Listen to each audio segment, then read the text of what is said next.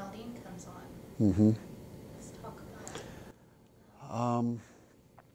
Obviously, it was like another concert, right? I mean, he's starting out, everything is good, everybody's coming off of a big high with the previous band, and everything is going well, and the fireworks started, is what it seemed like to everybody. It was just fireworks. His band, he continued to play, so it kind of helped reinforce the idea that it's just fireworks, right? It's just fireworks. And then we started to see the fireworks, and I'm not sure if they've got these in the US, but in Canada they got little things, they're like poppers, and you throw them on the pavement and they pop. And that's what we thought they were, because we could see it. And we thought, oh, okay, well, it's just somebody's throwing these poppers. And then yeah, Jason Aldean left the stage, and then it got quite hectic after that. What are you thinking? Again, I was thinking firecrackers until he left the stage, and then somebody started yelling, somebody's shooting, and so not knowing where it was, I just yelled for us all to drop, and we all just dropped down on the ground, not realizing after now where we were shooting from, but we might as well have been standing up. It didn't really matter, and we waited, and then pretty soon people started running, and excuse me, and that's when we stood up, and my wife, I said, go with our friends, and they all left, and I just stuck around, stayed around to see what was going on. I turned around to kind of see if a person could see, because at that point there was nothing, people weren't falling or anything yet. There was just shooting, right? We were at the stage.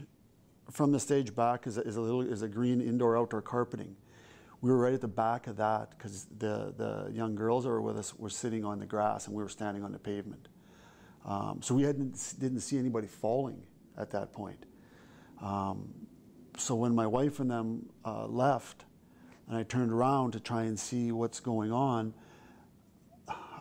a woman got shot in the head, and another one shot in the back in front of me. And the girl that was shot in the head had friends with her.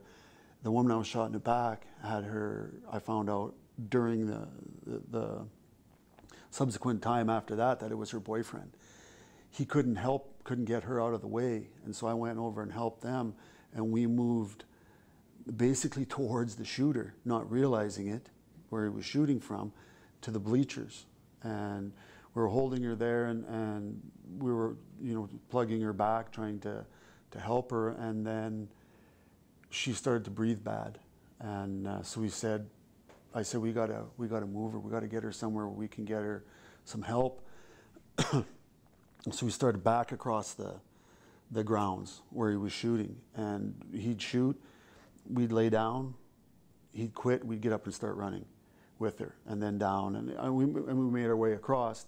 Somebody's yelling, they're staging people behind, I'm sorry, I can't remember the tent. They're staging people back there, so we went around there, and they weren't staging anybody there. And so we came back out with her, and then, by then the shooting had stopped, and didn't really pay attention. We got her out onto the road in the back, and then when we got out there, there's people laying out there. There was, we got her out there, and some people come over, and I guess they said they were nurses. So they went and were looking at her, and I turned around and was just kind of standing there, because I'm not a nurse. I'm not going to get anybody's way. And somebody was yelling that they needed help doing CPR.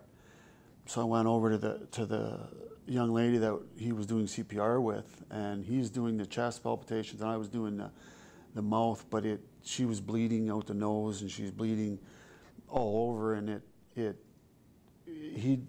was just a squishing sound, and then I'd blow in her mouth, and you could hear the gurgle, and when we tried it, and somebody come along and checked for a pulse, and there was nothing, and then I checked, and there was nothing. Ended up there was 5 of us checked, and the last one was a trauma nurse. She identified herself as a trauma nurse. She checked as well for a pulse, and there was nothing. And she had nobody around. Like the person that was yelling for the CPR didn't know her. She had nobody. There's no friends, nobody standing there. There was nothing. I held her hand, and a guy came over and asked if I was a Christian, and then two other people came and circled arms, and they said a prayer for her, and then that was it. They moved on to other people, because there was other people that were also deceased. And a truck pulled up, and we loaded her along with two other people into the back of the truck, and the truck drove away. They were taking them away, and they loaded. I also worked with a woman who had been shot in the head, and they brought her in a wheelbarrow out, and the same thing, loaded her into a truck. People were stopping with trucks, and they would just load the back of them up with, for the lack of a better word, the bodies, putting them inside and in the back of the truck, and they'd take off, take them to the hospital. And that was about it. They said the shooting started at 10:08. I believe that's what I saw somewhere in the news. I used my phone at 11:07 to phone my dad back in Canada, because he was going to, excuse me, I phoned my wife first, she didn't answer. Phoned my dad because he was going to wake up in about 5 hours and he'd see the news. I knew we were there. And I looked at my watch and it was 11:07, so I'd been there about an hour, working with the people and stuff, and yeah, it was not what I was expecting for day 3 of the concert. How did you keep your composure? How? No idea. I have no idea. Everything just slowed down, and that's the way it was. Had a purpose. Had to do this. This is what had to be done. Somebody has to do it.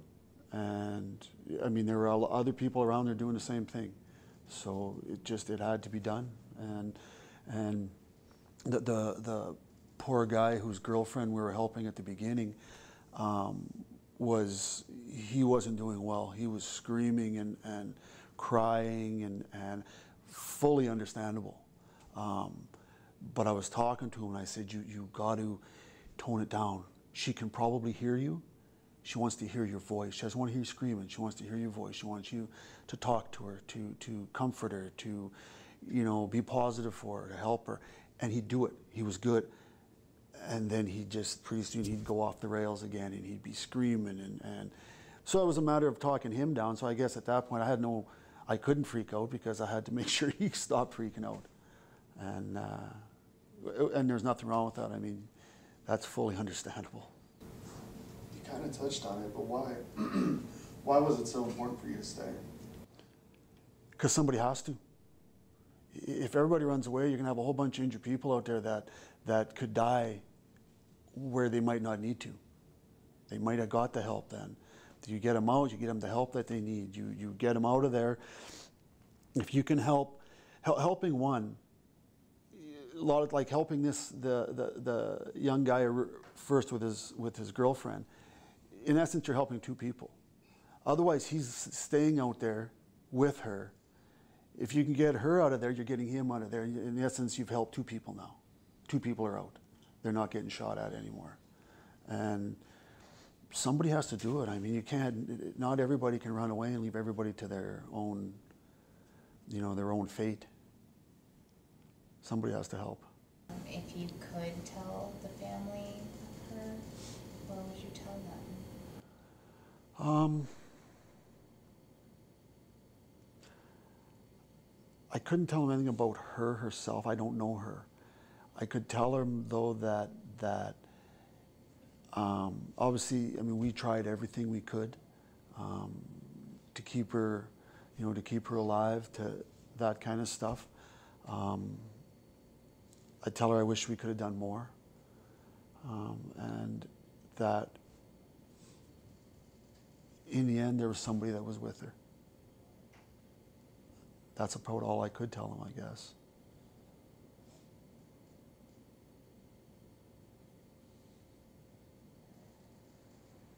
You said that you know, you would definitely come back next year if there was a festival next year. Mhm. You're obviously back in Las Vegas right now, even though you're just passing through. Why is it important for people to come back? What is it, you know, what's that strength there that? You can't let fear win. You can't, it's like a lot of stuff. Why wouldn't you go back? People say, I don't want to go back to a large crowd like that. Why? Because this happened.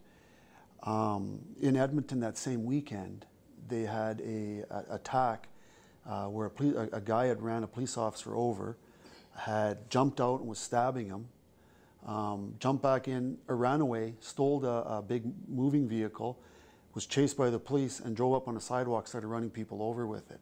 They found what's been reported is they found an ISIS flag in the vehicle. But the reason I'm pointing that out is that he was running people over on a sidewalk. So what, we don't walk on a sidewalk anymore? Because that could happen. You know, don't fly in airplanes because they've flown them into skyscrapers. Oh wait, don't work in a skyscraper because they fly airplanes into them. You can't let that, life continues on. You can't start hiding from that. You can't wrap yourself in bubble wrap and stay in your house. You got to get out. You got to own it and just carry on. Do you recognize that you are a hero? No, I'm not. I just did what needed to be done. Somebody had to do it. So, like I said before, somebody has to do it. Somebody has to step up. So, just doing what needed to be done.